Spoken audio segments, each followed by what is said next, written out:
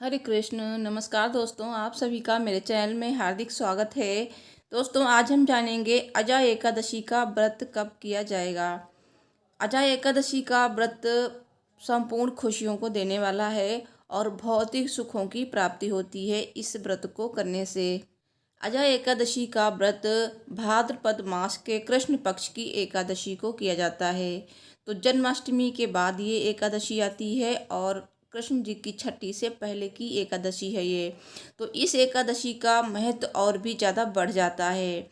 और इस एकादशी के दिन जो कोई भी भगवान श्री हरि विष्णु की, भगवान श्री कृष्ण जी की पूजा करता है, उसे भगवान की असीम कृपा प्राप्त होती है।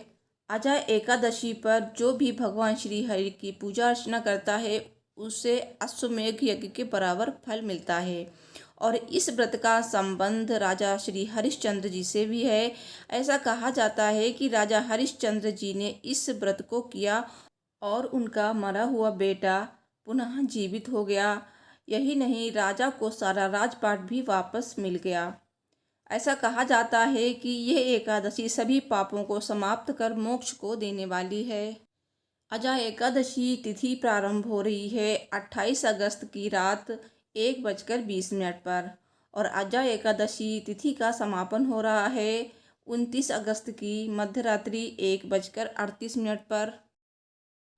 तो उदया तिथि के अनुसार अजय एकादशी का व्रत 29 अगस्त को किया जाएगा। तो 29 अगस्त को दो शुभ योग भी बन रहे हैं। पहला सिद्ध योग और दूसरा सर्वार्थ सिद्ध योग। इन दोनों योग को ज्योतिष शास्त्र में बहुत ही शुभ माना गया है।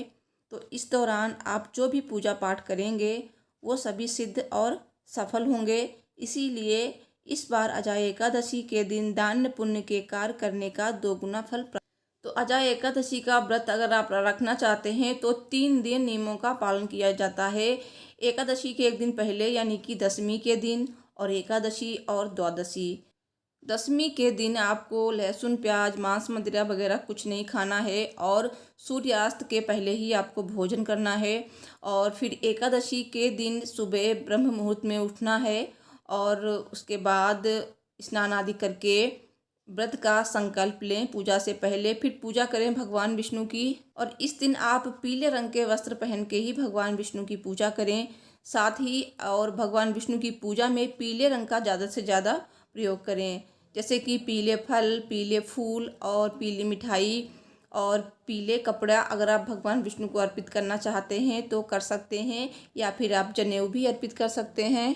लक्ष्मी नारायण जी की पूजा एक साथ करनी चाहिए और साथ में इस दिन भगवान कृष्ण की, लड्डू गोपाल की पूजा भी अवश्य करनी चाहिए।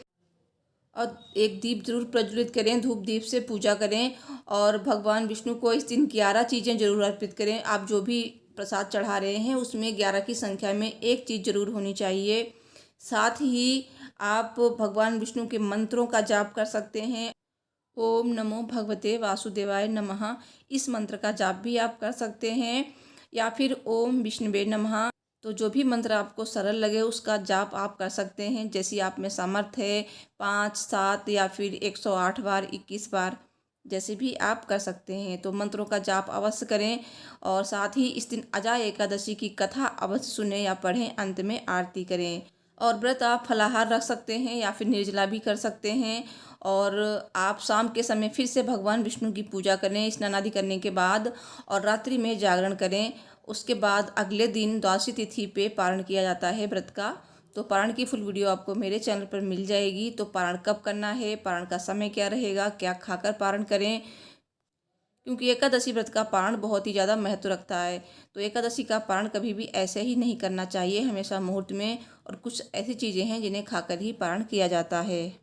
और भगवान विष्णु की पूजा में चावल का प्रयोग बिल्कुल ना करें और ना ही अपने घर में चावल बनाएं। अगर आपने व्रत नहीं रखा है तो भी चावल नहीं बनाने चाहिए इस दिन। और किसी से लड़ाई झगड़ा नहीं करना चाहिए और ब्रह्मचर्य का पालन करना चाहिए। और इस दिन बाल बिल्कुल नहीं धोने चाहिए औरतों को। साथ ही नाखून वगैरह नहीं काटने चाहिए, दाढ़ी नहीं बनवानी चाहिए। और इस दिन आप तुलसी माता की पूजा, आंवले की वृक्ष की पूजा अवश्य करें। केले के वृक्ष की भी पूजा कर सकते हैं। वीडियो को लाइक करें, चैनल को सब्सक्राइब करें। राधे राधे।